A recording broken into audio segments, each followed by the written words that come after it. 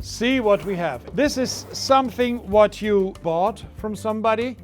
That is that welded frame. I also weld myself, but this one is what I purchased. All these little wire hooks wrapped with this wire and the 1.8 iron wire. So all the flowers which are resting here on that rack, they are all placed down here in these tubes. Also these Vandas up here, they have little tubes here, just 2 little ones. They also have water, so they can sit there for a longer time. I think that's very important. And you see the wonderful wax plate here. This wax plate is a peach-colored mixed wax, which is attached after hardening on this wire grid, which is done in a vertical, horizontal order of wires. And the birch sticks, which are also looking a bit in the color like iron and wire, they are woven in also a cross pattern.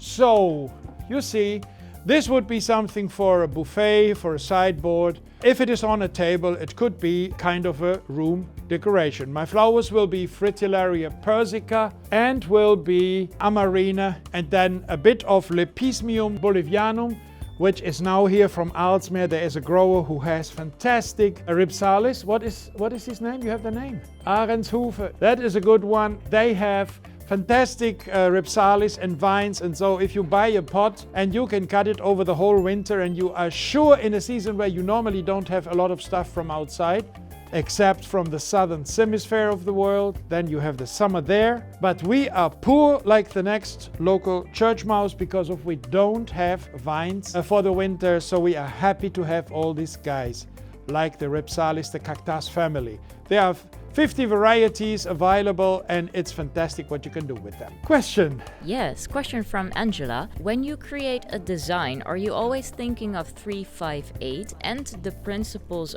and elements of design, or do you occasionally just do what you feel? No, it is a constant yin and yang, a dancing from one side to the other. So when I have, for example, I would see this stand here. Then my first impact, remember the 5 weld springs, what do I have? It would be that frame.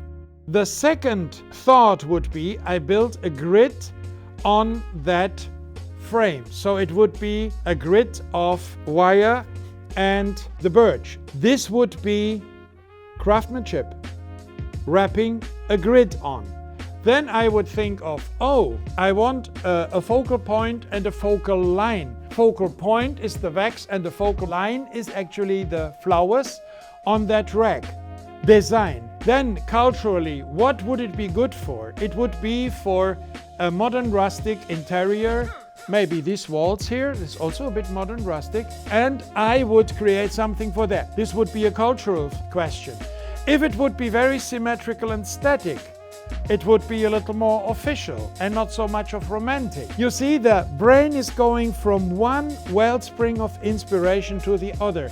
If you hear that now from me, you think, oh man, that man is talking from left to right and from up to down and from down to up and everything and slant and curvy and everything. No, you can organize your creative thinking.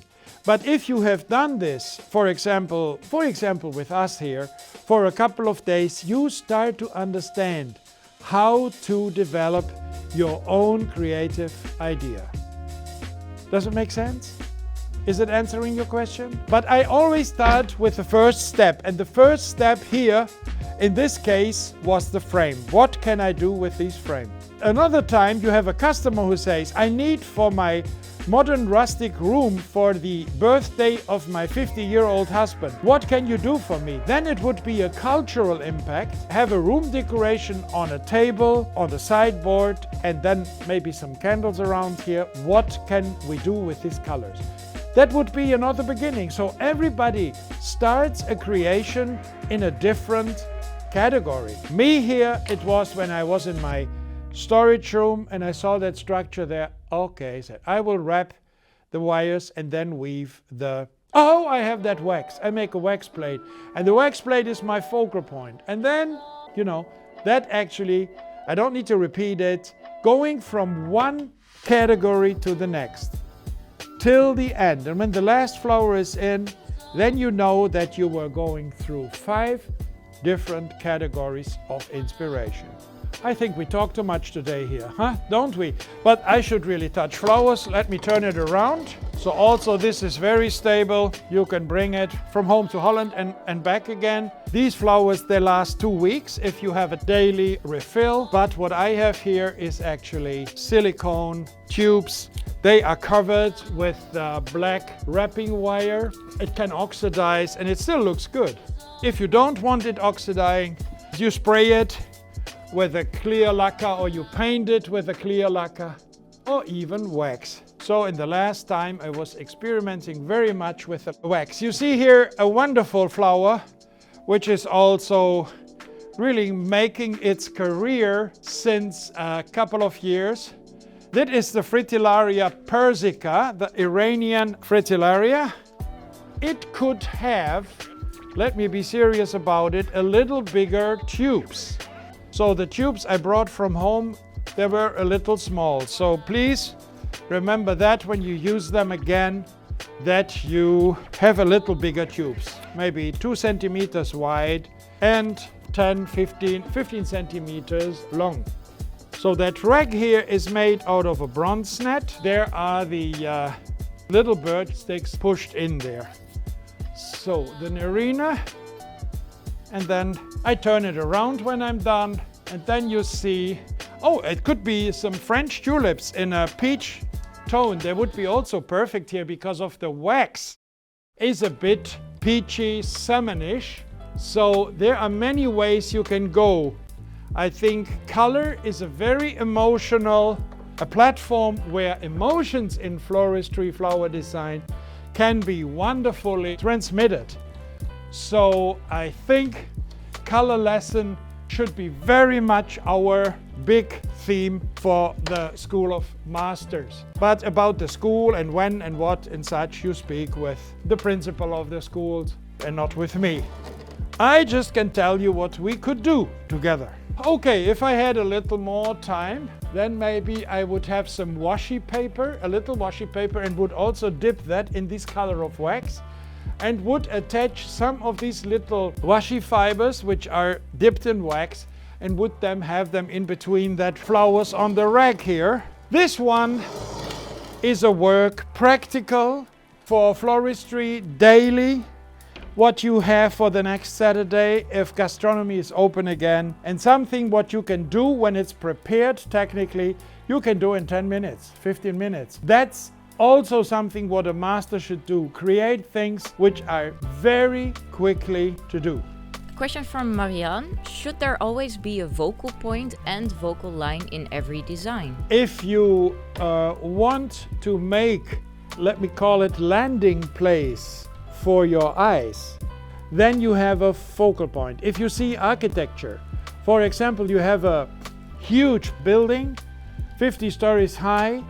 It's really like just a rectangular block covered with mirror and glass.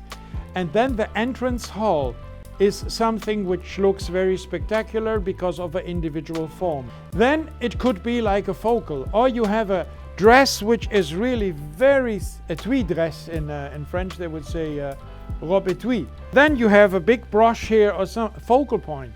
Or what is the focal point of a person? It's the face, because of it includes the most graphic patterns on a body, even if some people look other places like faces, but this is not so much my subject here, please understand that. Focal is something where the eye starts to discover a creation, whatever it is. So it is not obligatory. If you see some tapestry, you make a wonderful hanging carpet on a stand, or a painting, does it really need a focal? But the focal as the most important concentration of forms, lines, patterns, structure is actually something which creates the difference to other parts of the design. So if you have a wall carpet and it is one pattern like another one and there is no focal, it can be a piece of art in the quality of building that pattern or doing that technique. But I think to create a tension between different areas of a creation is a focal. A focal point, a focal area, a focal line, or even a focal circle. This is very important, but we cannot only discuss this in about 5 minutes here, but I answered your question. I hope I did it right. What is the time now? Oh, we should rush.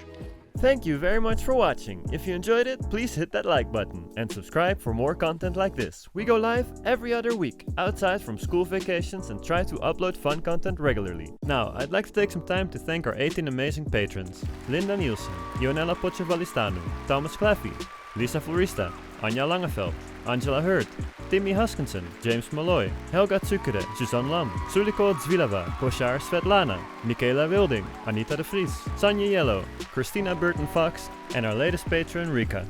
If you would like to support us in making these videos, then you can do so through our Patreon. Patreon is an online platform on which you can give creators like us a bit of financial support. Doing these live streams and editing them takes quite a bit of time, but it's also a little bit costly. We have to prepare a day before, shop for all the materials, go to the flower auction to buy the flowers, etc. We really like to keep offering these types of videos to the public for free, but since we are a very small family business with a limited funding, it is quite taxing. Sadly, without any help, we probably have to do less live streams. However, we actually want to do more on YouTube, create more videos, tutorials, fun projects, and perhaps even stream more often. So that's why we thought about starting a Patreon. When you support us on Patreon, you get some fun and educational behind the scenes footage, and we get a little bit of funds to put into the making of new videos. So, go to patreon.com/flowerschool and become one of our amazing patrons today. Again, thank you very much for watching, and see you in the next video.